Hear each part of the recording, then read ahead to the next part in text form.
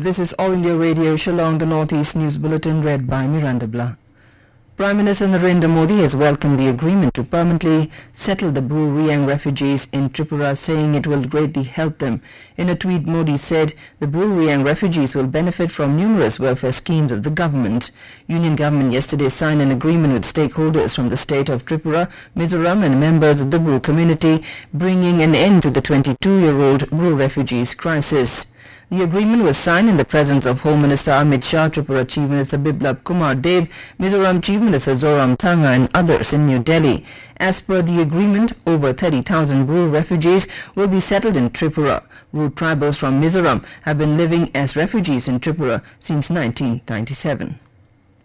In Assam, the militant outfit National Democratic Front of Bodoland, under the leadership of B. Soryangra, signed a tripartite suspension of operation agreement with the centre and the Assam government. The president of the outfit, B. Soryangra, North-East Joint Secretary of Home Ministry Satyendra Garg and Assam Home Commissioner Ashutosh Agnihotri signed the agreement on Thursday. The outfit has agreed to abjure violence, come over ground and to join the peace process.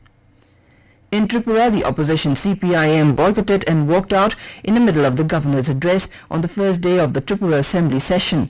They were protesting the arrest of former PWD minister and present deputy leader of the opposition, Badal Chaudhry, in an alleged 600 crore rupees scam. Earlier, the opposition demanded the assurance to stop intentional political attack on them and on Badal Chaudhry. Later, opposition leader Chakrabarti in a press conference told media that it was unfortunate that they had to boycott the governor's speech, but they had no option other than boycotting the session. Nagaland Legislative Assembly yesterday held a special session to ratify the Constitution 126th Amendment Bill that proposes to extend reservation quota to SCs and STs in Lok Sabha and state assemblies by another 10 years. The session began with governors of Nagaland, R.N. Ravi, addressing the House. In his address to the House, Governor R.N. Ravi expressed appreciation to all stakeholders for exhibiting sincerity, foresightedness and spirit of understanding in help to create a conducive atmosphere to a conclusion of the talks between the Government of India and Naga political groups. Governor Ravi said areas covered under the inline permit have been exempted from the applicability and purview of the Citizenship Amendment Act 2019. The governor also highlighted on the various achievements and issues of the state government. Later, the special session unanimously adopted to ratify the Constitution 126th Amendment Bill. A month-long workshop on children theatre for school children by the Sangeet Natak Academy Northeast Centre was inaugurated in Jowai, West Jaintia Hills District. The objective of this workshop is to inculcate among the students on the importance and value brought through theatre or drama in the present context. The traditional head of Jowai Ilaka, Puramon Kinjin, while inaugurating the workshop says plays and other forms of entertainment are held after the sowing season in Jaintia Hills.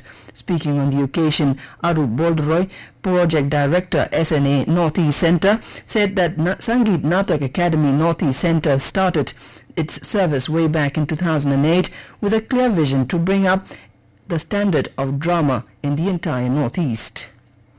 In Meghalaya, the District Magistrate East Khasi Hills District, Shillong, has promulgated an order under Section 144 CRPC prohibiting assembly of 5 or more persons within a radius of 500 meters of the temporary assembly chamber at Rilbong, Shillong, and assembly of 5 or more persons within a radius of 100 meters of the Meghalaya Secretariat.